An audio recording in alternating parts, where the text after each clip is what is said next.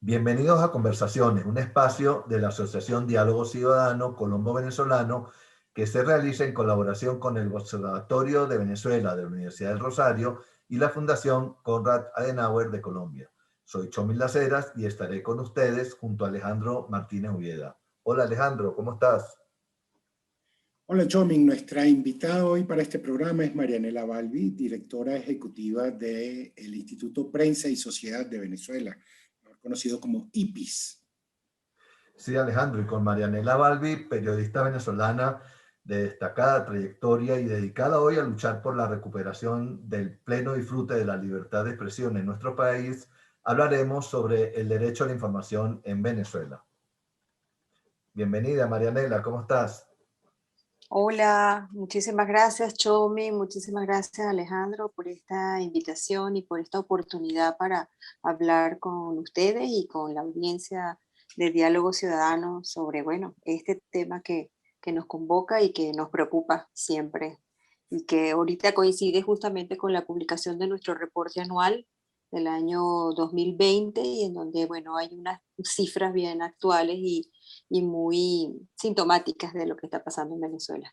Así es, Marianela. Mira, en días pasados el canciller venezolano Jorge Arreaza envió una carta a la agencia de noticias France Press reclamando sobre la cobertura periodística que hace esa agencia de noticias del acontecer venezolano. ¿En qué medida esta acción de presión del régimen venezolano resume la situación de la libertad de expresión en Venezuela?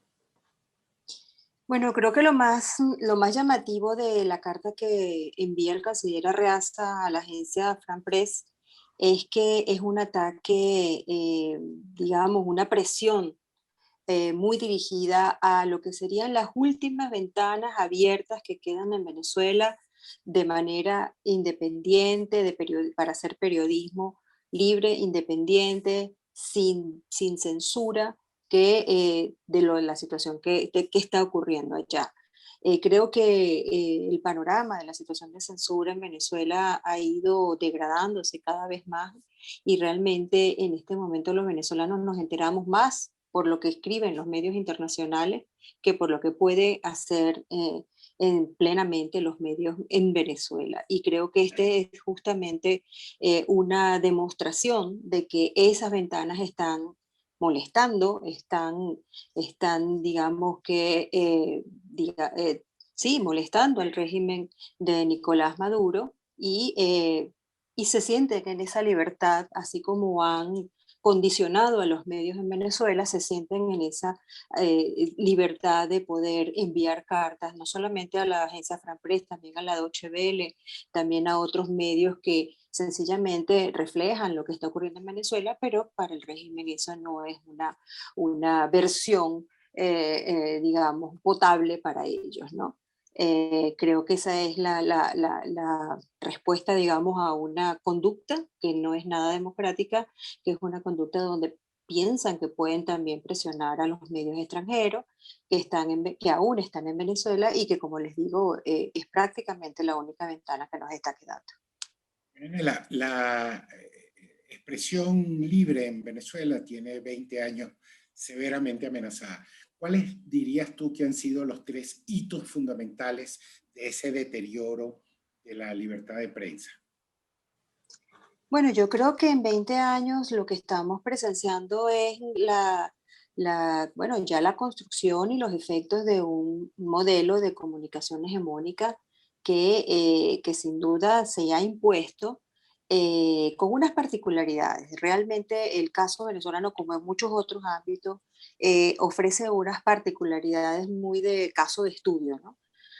A pesar de que nosotros en este informe del año 2020 presentamos 2 casos de asesinatos de periodistas y un intento de homicidio, que es el caso del periodista José Carmelo Bislick en Sucre y el caso de Andrés Eloy Nieves en Zulia, que por supuesto no se ha avanzado en la resolución de esos casos. El asesinato de periodistas en Venezuela no ha sido una constante como lo es, por ejemplo, en México, en Honduras, incluso en Paraguay en el 17. Sin embargo, a pesar de que esta es la forma más extrema de violencia, nosotros estamos en una condición y en una situación de de restricciones a la libertad de expresión gravísimo, muchísimo más grave de lo que ocurre en prácticamente todos los países de la región, quizás con excepción de Cuba, con el que más nos estamos pareciendo cada vez más.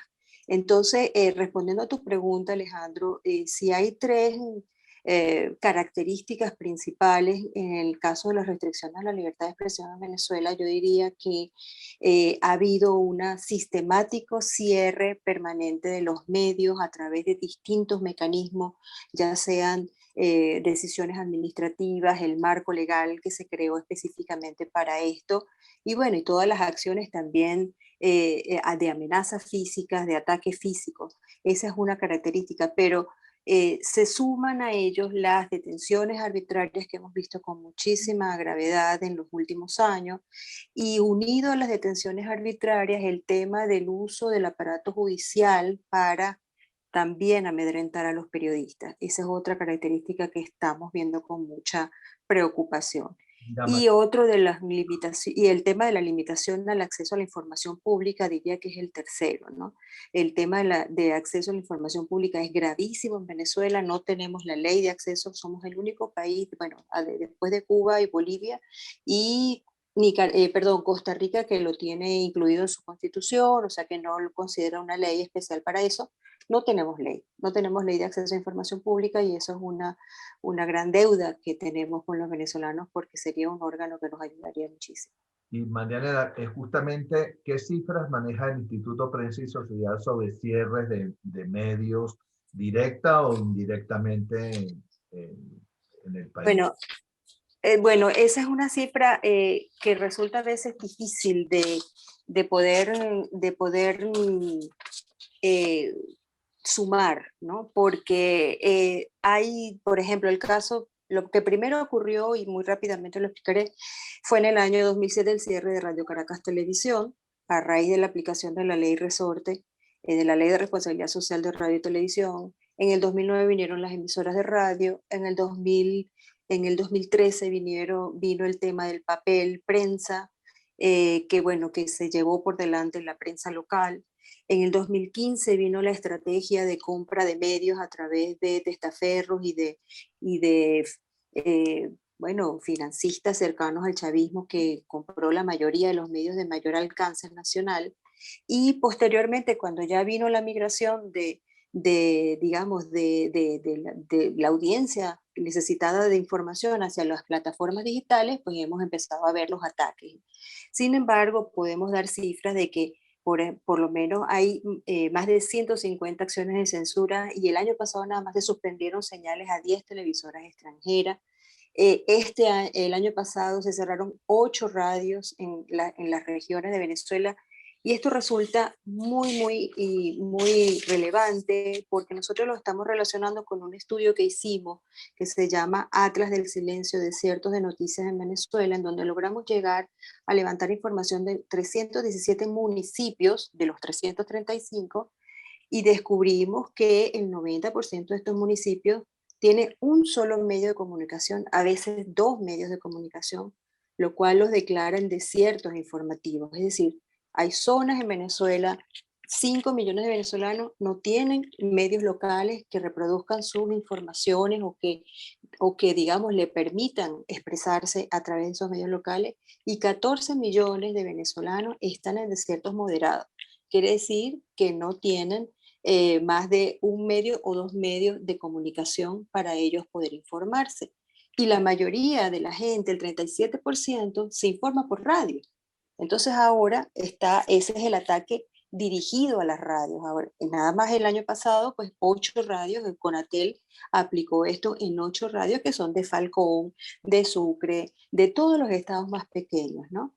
Nadie lee prensa en Venezuela, apenas un 8%, perdón, un 6% de ese estudio reveló que se enteraba de las noticias por prensa, porque la prensa desapareció, y apenas un 8% por televisión abierta, lo cual indica que esa televisión abierta o no existe o no está cumpliendo su papel fundamental, porque se ha plegado a las líneas informativas progubernamentales. Entonces solamente está quedando las plataformas digitales, sujetas a ataques, a bloqueos, bueno, a todo lo que tiene que ver con la baja conectividad de Internet en Venezuela, que es gravísima, y es una situación que nos da un panorama muy oscuro, muy dramático y que refleja pues el efecto de justamente de ese modelo hegemónico en donde sin necesidad de llegar a una violencia extrema, estamos en un territorio totalmente desinformado, opaco, sin acceso a información y sin posibilidad de una